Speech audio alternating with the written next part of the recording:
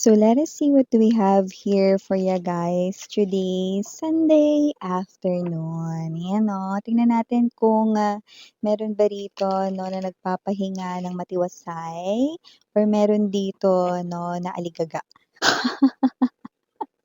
Yan ang ating aalamin, no, para sa person na kumokonek sa'yo very strongly. So, just pick up only the messages na kumokonek sa'yo, okay? Iwan ng iba kasi baka yun ay for other viewers naman. Huwag mong lahatin. So, let us see. Just take only what resonates, okay? Look at this. We have the Six of Cups, memories of the past. This person here could be a past person here. Yeah, there could be a high chance because I'm sensing a deep past, no? Parang malalim na naging connection mo with this person. Let me take a look at who is this person here.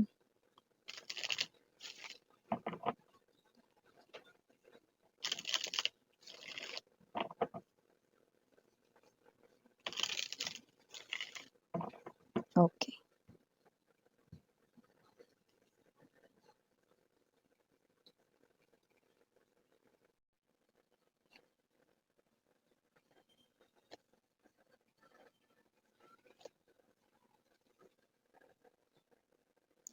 Kung sino man 'tong energy na 'to 'no, very evident dito 'no, na kayong dalawa ay magkalayo ngayon 'no, physically, okay? Located far away from each other. Meron ditong pumapagitna sa inyo 'no, na gap sa inyong location. Kung sino man 'tong energy na 'to 'no, I do see that this is someone here who wants to reconnect here with you guys. So, kasi nakakita ko dito na parang naputol ang inyo ritong koneksyon 'no, na maaaring, puwedeng kayo ay naghiwalay, may separation dito 'no, so alamin natin, okay. Pero gusto niya ritong parang, manumbalik or mag-reconnect sa inyo, okay. So, I think this is not just communicating to you guys, no, I think there's something more. Let me see. Ace of Swords. This person here wants to tell you something, truth about something. Maybe this person here wants to explain. Maybe this person here wants to, tell you something important para sa kanya. Okay? Yeah, we have here the Justice now. So definitely, okay, sa Justice Classic Tarot, the Justice no ay merong hawak na sword. So si Justicia no ay may hawak na sword. So definitely, kung ano man yung sasabihin niya rito sa inyo, walang bahid ng kahit anong kasinungalingan or pagkukunwari. Let me continue. We now have the Fool. Okay, see? Told ya guys, this person here wants to reconnect with you guys now, but there's something more. And nakikita ko na yun dito. We have here now the Seven of Coins. By the way, center ng reading, Three of Cups, ha? Four of Pentacles in reverse, yes. Okay. Okay. So whoever this energy is, you hold a lot of memories here, no, dito sa tao na ito.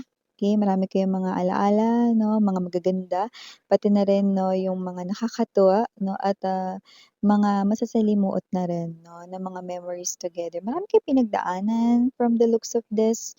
So, bottom of the deck, we have the Ten of Cups now. Seven, okay. Seven of Wands to the Magician. Okay, I see.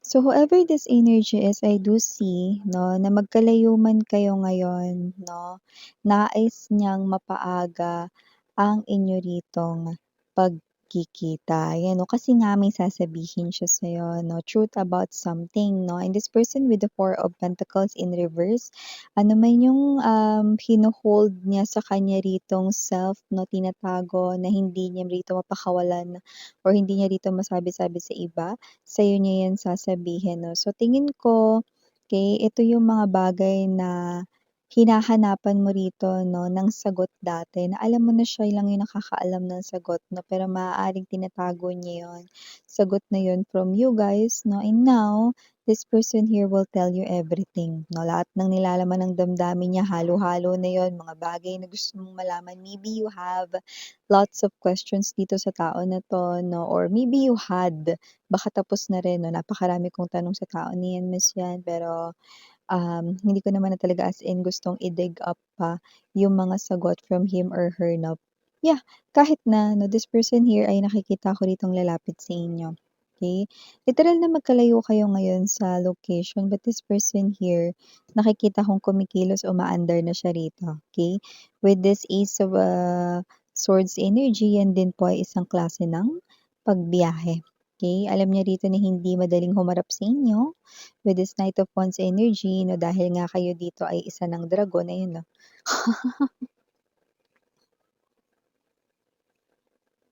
Pero gagawin niya pa ring makalapit dito, okey? Look at how this person here holds his or her wand. Okay, so ibig sabihin, this person here really wants this, okay? Even though na parang natatakot siya dito sa inyo, sa magiging reaction ninyo, sa sasabihin ninyo, no? This person here naka-ready, handa na. So, nakikita natin dito na kung sino man tong energy na to na lumalabas din po dito na siya yung klase ng energy dito na posibleng maraming bagay na itinago sa inyo. Maraming mga bagay na hindi lang basta itinago, kundi i-deny din dito. Okay? Yeah, this is your ex-lover right in here. So, bago natin pag-usapan pa more ang inyo ritong reading, batiin muna natin everybody. Hi and hello there everyone. My name is Yan. Welcome new subscribers. Returning Instant buyers, thank you sa inyong walang sawang love and support for me. At kung di niyo pa alam, mayroon pa po tayo na other channel, link down below lang sa ating description box. So if interested, just click that link para makarating kayo dun araw-araw ay nag-upload tayo ng collective readings for all signs there. At yun nga natin, gender dito sa babae, lalaki, LGBT, lahat tayo welcome. Just take only what resonates. So nakikita ko dito, no, ito yung klase ng energy, mga babes, no, na, yeah, by the way, timeless tayo pwede nangyari na, sa iba nangyayari na ngayon, sa iba yung mangyayari pa lang, no. Pero ito nga yung klase ng energy na gustong-gusto rito, no, na mapaaga yung kanya ritong pagbiyahe, no. Maaari talagang mataas ang posibilidad na meron ditong distansya sa pagitan ninyong dalawa, pero magkalayo man, gagawa siya rito ng paraan para mas mapaaga rito, no. So, maaaring kung may trabaho siya rito, maaaring pinipilit niya na rito, no, yung kanyang boss or kanya ritong amo, no, na i-approve na rito ang kanyang leave nang gano'n ay makapunta na siya rito sa'yo, no. So, I think this person here could be working somewhere far or maybe 'no, hindi naman talaga gano'n kalayo 'no, pero maaaring maraming sakay. Paano yun, Miss 'yan? Alam mo naalala ko tuloy 'no, yung kaklase ko dati.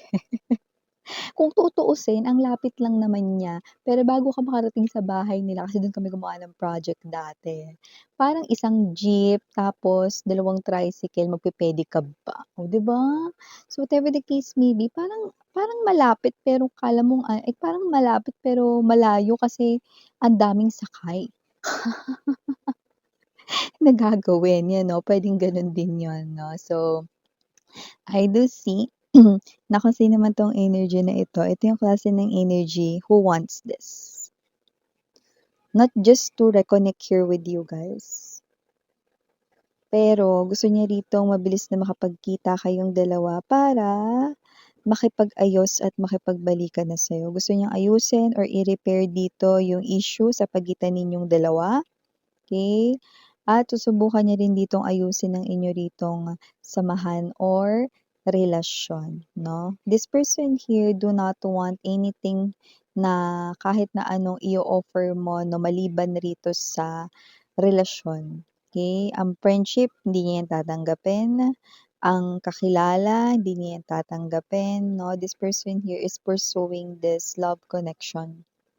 Gusto ka niya rito maka-in relationship ulit. But this time, this person wants to make things right with the justice, 'no? This person is now thinking of investing, okay? Dati kasi 'no, this person nakakatanggap ka sa kanya ng less than what you deserve, 'no? Ikaw yung mas maraming binibigay, hindi lang rito sa yung pagmamahal, atensyon, 'no, pati na rin siguro sa'yo ritong effort, 'no, at puwede rin naman sa iba, finances na din, 'no?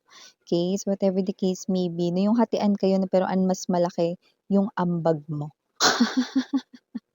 yung mga gano'n, okey.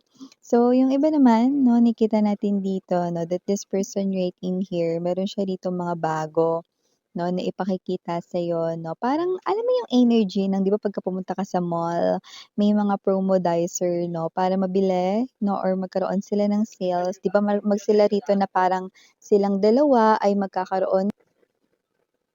Okay, sorry about that commercial mga babes. Now, let's now go back 'no, dito sa ating pinag-uusapan. So yun nga 'no, itong person na 'to nakakatanggap ka rito ng less than what you deserve 'no, sa kanya, okay. So maaari ngayon na-realize niyo yun 'no, at ito siya 'no, na gagawa rito 'no, ng paraan para maipakita sa'yo 'no, yung mga bagay na hindi mo nakita from him or her na hindi niya rito 'no, na-show sa'yo 'no, 'tong mga bagay na ito 'no. So, parang kagaya nga nung sa Promodizer 'di ba, para mabenta yung mga sales nila 'no, sila ito na parang, pino-promote or sinasabi yung kakayanan 'no, ng isang product 'di ba, parang gano'n 'yun 'no. So, dito parang meron ditong bago sa kanya 'no, na yun yung gusto niya rito na sabihin sa'yo, okey. Gusto niya na i-test mo siya rito, taray parang product lang.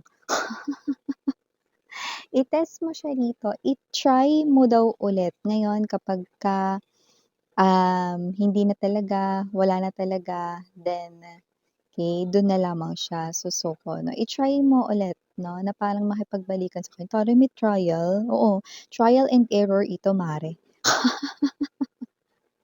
Okay, kung sakali man na parang after this mga changes na ito 'no, eh, ma-realize mo na wala ka na talagang feelings for him or her or ma-realize mo dito 'no, na you deserve someone better 'no, or you deserve dito 'no, yung iba naman 'no, or ma-realize mo basta mga gano'n. Okay, then he or she will let you go, 'yan. Pero yun nga, this person here 'no, hindi naman sa dine-dare or hinahamon ka niya, but this person here wants you to try dito 'no, yung mga pagbabago na sinasabi niya na this person here can't let you go. Yung mga memories ninyo 'no, ay kanya ritong naaalala at naiisip with the Six of Cups energy 'no, everyday po iyan.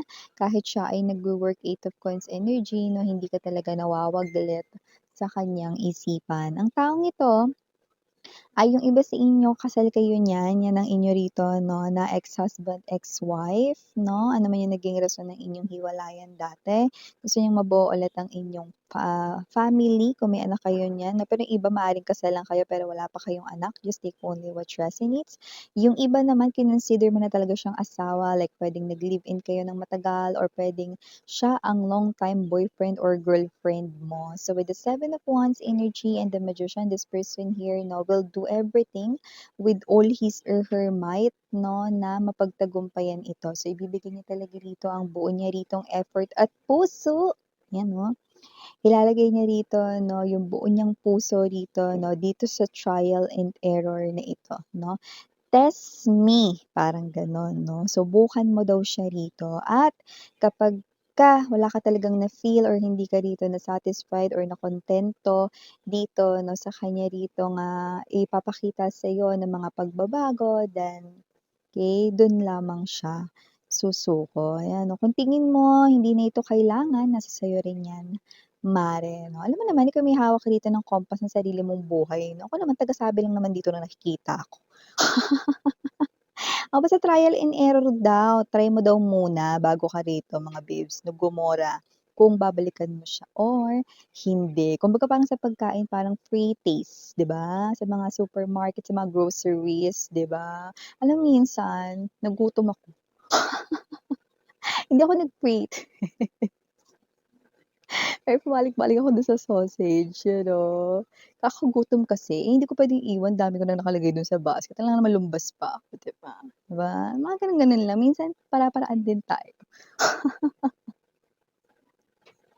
Or kaya yung ano diyan 'no, bumili rin ako nun na grabe kaya, binili ko rin yun 'no, kung ano yung mga parang hindi naman na-taste, eh, parang lamon yung ginawa ko dun. O initials, we have here capital letter T, capital letter H, capital letter E, capital letter U, capital letter P, capital letter B as in boy, and capital letter Y. For small letters, we have S, K, R, N, and last but not the least, C. So these are all the messages we've got right here for you, honey. Again, name your Yana Anne. Sarang hail of enlight. Annyeong.